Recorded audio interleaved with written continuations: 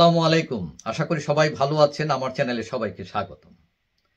আমি কয়েকদিন আগে একটা জরিপের জন্য আপনাদেরকে আহ্বান করেছিলাম ভোট দিতে, যাতে আমরা বুঝতে পারি যে আগামী নির্বাচনে কোন দল কত ভোট পেতে পারে, কি পারফরমেন্স দেখাতে পারে। এবং আপনারা আমার ডাকে ব্যাপকভাবে সাড়া দিয়েছেন। আমি আপনাদের কাছে কৃতজ্ঞ এবং আপনাদেরকে ধন্যবাদ জানাই সেই জন্য। তবে আমার এই রেজাল্ট দিতে একটু দেরি হয়েছে এই জন্য যে, কারণ আমি একটু মিস্টেক করেছি, মানে ভুল করেছি, যে আমি একটা টাইম লাইন দেই নাই যে কত তারিখের মধ্যে ভোট দেয়া যাবে, যার ফলে এখনো পর্যন্ত অনেকে ভোট দিচ্ছেন। তারপরেও আমি আজকে অনেকে আমাকে আবার প্রেশার দিচ্ছেন যে রেজাল্ট দিচ্ছেন না কেন। তো আমি মনে করলাম ঠিক আছে, বেশ কয়েকদিন হয়ে গেছে, তাহলে দিয়ে দেই, যদিও ভোট এখনো চলছে। তো আমি আজকে পর্যন্ত, আজকে বৃহস্পতিবার, বাংলাদেশ সময় কত এখন ধরেন 4টা, এই 4টা পর্যন্ত আমি ক্যালকুলেশন করেছি এবং এটা করতে আমার অনেক সময় লেগেছে।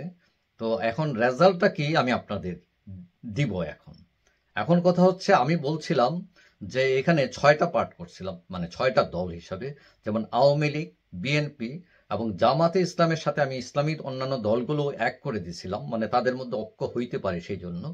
তারপরে জাপা, তারপরে ছাত্রদের যে সংগঠন তাদেরকে, এবং অন্যান্য দলের জন্য আমি একটা ফরম্যাট রেখেছিলাম, অর্থাৎ 6টা যে ভোট দিতে হবে না, আপনি যে কোনো একটা, হয় আওয়ামী লীগ, নাহলে বিএনপি, জামাত উইথ ইসলামী দল, জাপা, ছাত্র এবং অন্যান্য। এখন এই 6 দলে ভোট আপনারা দিয়েছেন, ব্যাপক ভোট দিয়েছেন আপনারা। সর্বমোট ভোট পড়েছে 12,229টি, 12,229 ভোট পড়েছে।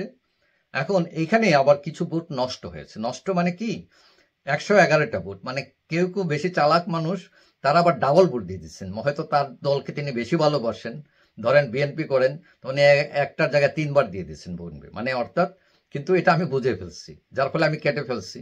তো এইরকম 111টা ভোট বাতিল, মানে তারা ডাবল দিয়ে দিচ্ছেন। তো বাতিলের পর ন্যাট যে ভোট হয়েছে, টোটাল বৈধ ভোট যেটা বলা যায়, টোটাল ভোট 12,118টি। তো বৈধ ভোট হচ্ছে 12,118। এখন 12,118 ভোটের মধ্যে কে কত ভোট পেল আমি বলি। একটা হচ্ছে আওয়ামী লীগ। আওয়ামী লীগ টোটাল ভোট পেয়েছে 4,088। তো এখন 4,088, তো তারা টোটাল ভোটের পেয়েছে 33.7%। তারপরে হলো জামাতে ইসলাম এবং অন্যান্য ইসলামী দল, তারা সবাই এক মিলে তারা টোটাল ভোট পেয়েছে 5,548টি, অর্থাৎ সর্বোচ্চ ভোট পেয়েছে তারা, আওয়ামী লীগেরও বেশি পেয়েছে তারা, এবং তারা পেয়েছে টোটাল ভোটের 45.8%, নিয়ারলি 46% তারা পেয়েছে ভোট। তো এখন এখানে ইসলামী দল আছে, কেউ কেউ ইসলামী দলের নামও দিয়েছেন।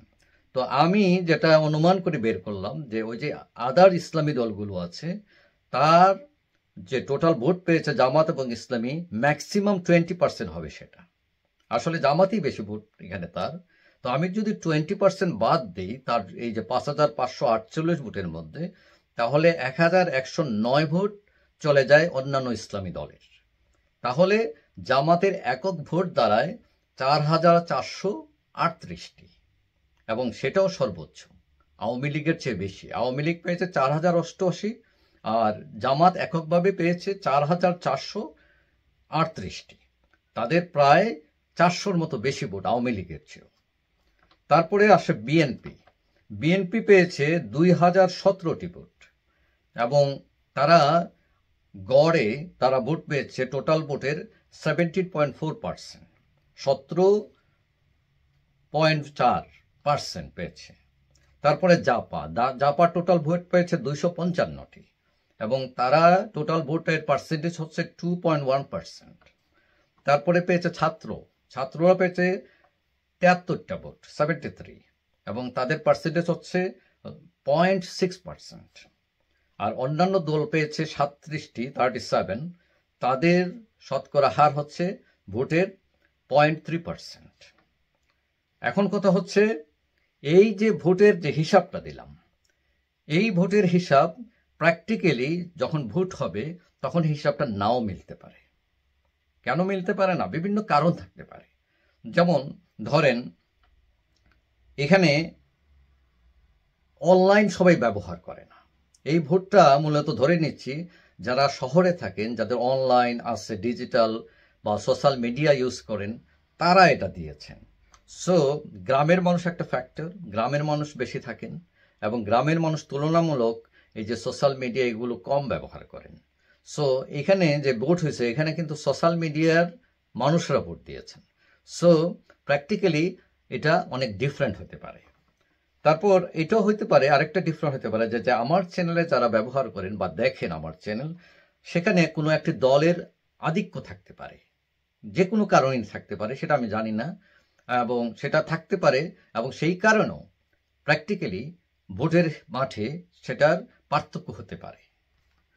এখন আমার এই যে ভোটের ফলাফল, এখন এটা আপনি বিশ্বাস করবেন কি করবেন না এটা আপনার নিজের উপর। কারণ আমি আপনাকে প্রেশার দিব না, আমি নিজে দাঁড়াইও নাই, আমি নির্বাচন কমিশনও না। মানে আমরা একটা জরিপ চালাইলাম, দেখলাম যে সিচুয়েশনটা কি। তো আমরা এটা মানে একটা অনুমানের জন্য বললাম। তারপর নির্বাচন হতে অনেকেই মনে করেন আরো 2-3 বছর লাগবে হয়তো, কারণ সরকার সংস্কার করে তারপরে নির্বাচনের দিকে যাবে। সংস্কার একটা ব্যাপক কাজ। এখন যদি 2-3 বছর লাগে নির্বাচনতে, এই 2-3 বছরে অনেক কিছু বদলে যাবে। তো এখন এই যে আমাদের হিসাব, এই হিসাব তখন বদলে যেতে পারে।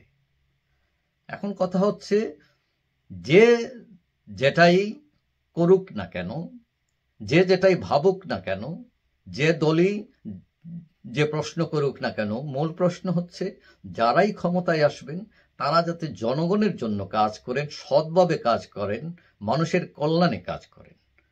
দল কোনো ব্যাপার না, ব্যাপার হচ্ছে যে আপনারা মানুষের জন্য কাজ করছেন কিনা। এখন এই ভোটের যে রেজাল্ট, তাতে দেখা যাচ্ছে সবচেয়ে বেশি জামাত ইসলাম ভোট পেয়েছে, তারপরে আওয়ামী লীগ, তারপরে বিএনপি, তারপর জাপা, তারপর ছাত্র, তারপরে অন্যান্য সংগঠন। এখন এই যে আপনারা জরিপে যে আপনারা কষ্ট করে অংশগ্রহণ করলেন, আমার এই যে ফলাফল, সেটা আপনি মানতেও পারেন, নাও মানতে পারেন, সেটা সম্পূর্ণ আপনার ইচ্ছা। এবং আপনি যে ভোট দিয়েছেন সেজন্য আপনার প্রতি শ্রদ্ধা, কৃতজ্ঞতা এবং ধন্যবাদ। সবাই ভালো থাকবেন। আশা করি দেখা হবে অন্য কোনো ভিডিওতে ইনশাআল্লাহ। আল্লাহ হাফেজ।